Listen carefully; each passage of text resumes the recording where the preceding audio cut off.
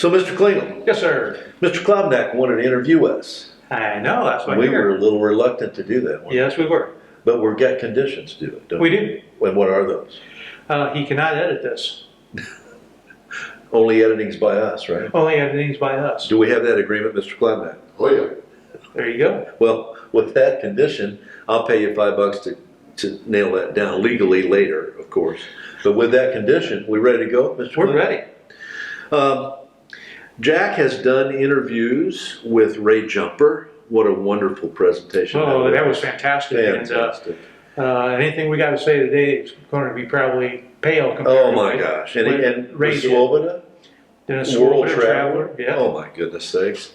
And Barb Pritchard, what a wonderful midlife change to her passion Exactly. for her career. I thought they were all great, and I know Ed Kriege did one. It's been a wonderful experience to see all of those. Had a lot of talent from our class. I know it, but I want to ask you a question, Okay. Mr. Klingel. Uh-oh. Am I being cross-examined right now? You are. I want to know, what do you think our class, do you think they'd be interested? I know you are retired from a 40-plus year career in insurance, right? And insurance and financial services. Yes, sir. Yeah, you think our class would be interested in any war stories about insurance? Absolutely not. And what about you, Mr. Armstrong, about the legal profession? Is anybody would want to find out if somebody ran a stop sign? I just don't think so. No, you don't think? No, I don't. So let's do this. Okay. Well, Jack thinks this is going somewhere different, but we're going to take our own path, right? Sounds good. So here's the deal. Steve, why don't you tell our class something about you that you can go public with that few know about you? Let's do that way. Okay. Well, it's funny. Did you ever hear the joke about the guy that he wanted to go to Rome to meet the Pope? I did not hear that joke. He did not. Okay, he went over there, he's standing in line, and so there's this guy up there standing next to the Pope, and so this guy's standing in line, and he says, "Hey, who's that guy up there?" And they said, "Well, I don't know who that one guy is, but that other guy's Jack Klobnak." Yeah. Right. So Okay. I had an experience like that. Yeah. Down in Panama, living down there. One of my gentlemen who ran our Bible study that we went to, come to find out, we were talking one day, his name's Ken Peterson. He goes, Jack Klobnak. He says, and I forgot how we got even on Jack. I think because he went to a church or did something for Jack's church. He would come and solicit money for his mission, for his missionary services around the world. And I know Jack Klobnak. I said, "Oh, you do not." He goes, Yeah. "I do. Out in West County." Yeah. Well, Wow. yeah. He This said, is "Yeah." in Panama. This is in Panama, Okay. in a town, a little poor town in the mountains of 300 people. So which was quite amazing. Yeah. Now, just beautiful surroundings around, but they don't have the benefits like the people do in the city. And so then we talked a little bit further, and he said, "Well, you're going to come to church tomorrow." I said, "Well, I'm not Lutheran, so it doesn't matter." I said, "Okay." So we did. So Lynn and I started attending there, and the minister's name is Alejandro Daniel Lopez, All right. and his wife his wife Lauda, and their two children Martina and Emily. So we're there, and then there's a very young couple there from the United States. He's kind of like the ad hoc minister down there. He kind of fills in when other people Where's he from? well, I forget where he's from, but his wife is from Prairie Town. Prairie Town, Illinois. Okay. All right. And then there's another couple down there, live across the valley from each other. Come to find out that they went to the same high school together in Buffalo, New York, graduated in the same year and did not know each other, but met down in Sarah, Panama. Wow. Wow. So then Jack got very instrumental in helping save my wife's life. Okay. We're going to come back to that. But we'll come back to that. Let's come back to that. Okay. Okay.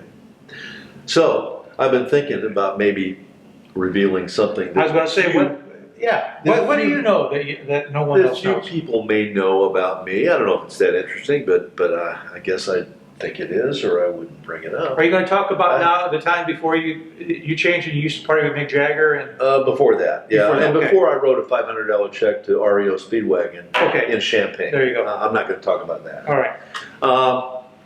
Yeah, I was born in West Texas, Andrews, Texas, way out west, almost to the New Mexico border. And a divorce and a remarriage brought me to Illinois, and specifically Edwardsville, when I started first grade at LeClaire.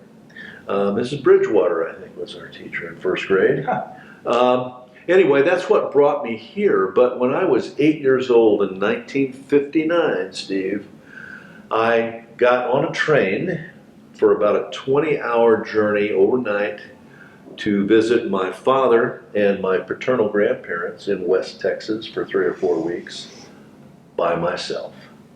Wow. I took a train That's trip amazing. to West Texas by myself.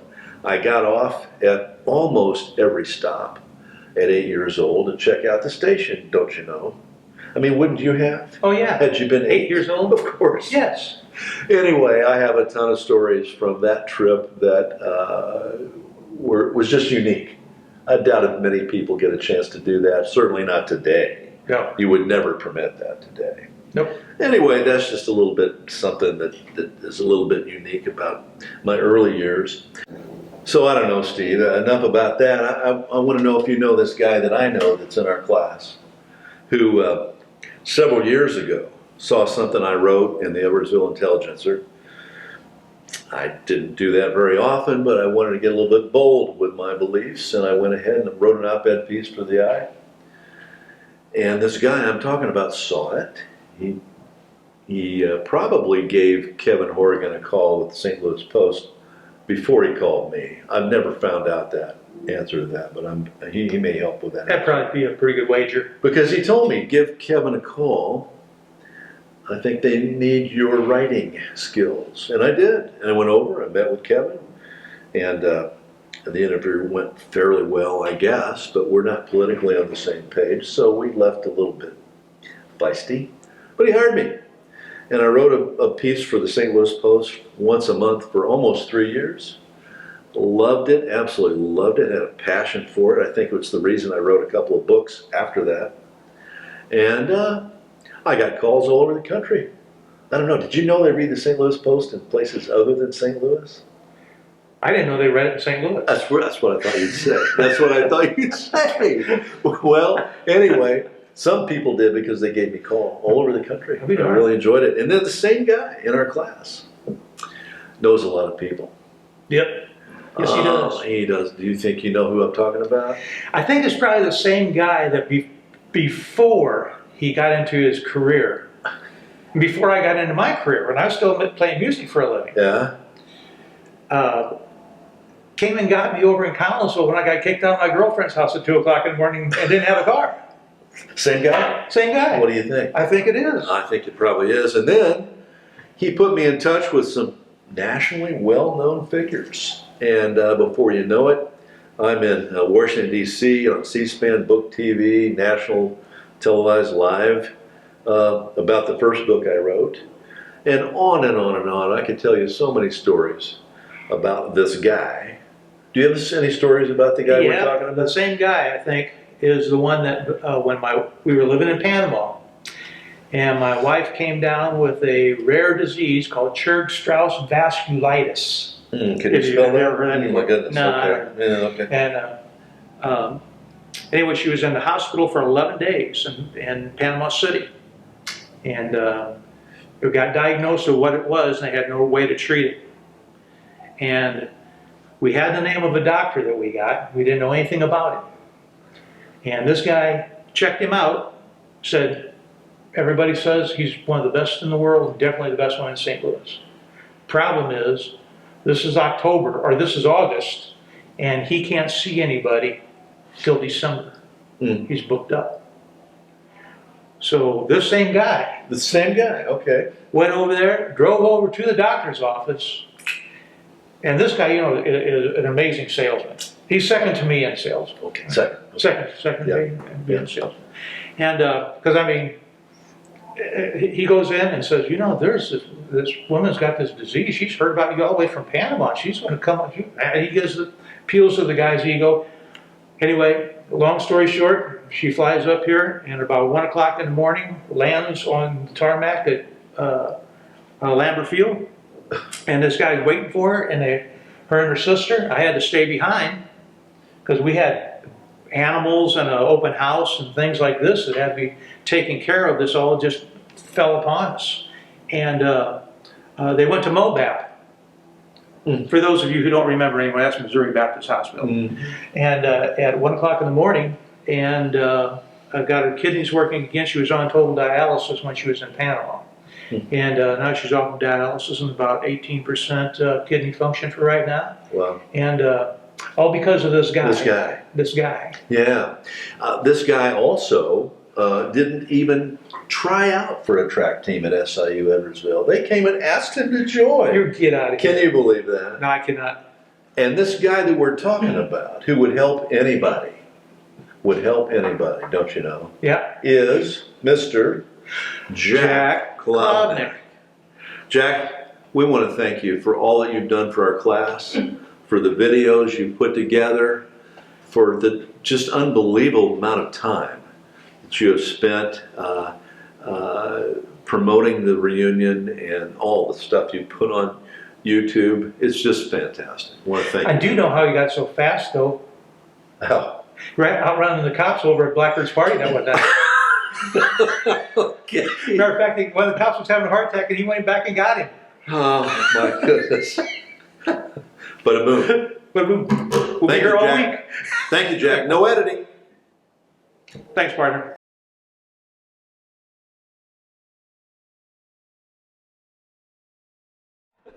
Oh, good. I love it. I love it. I love it. Those yoga classes paying off. Yeah. I never knew I was going to get treated like this today. Put that in incidentally.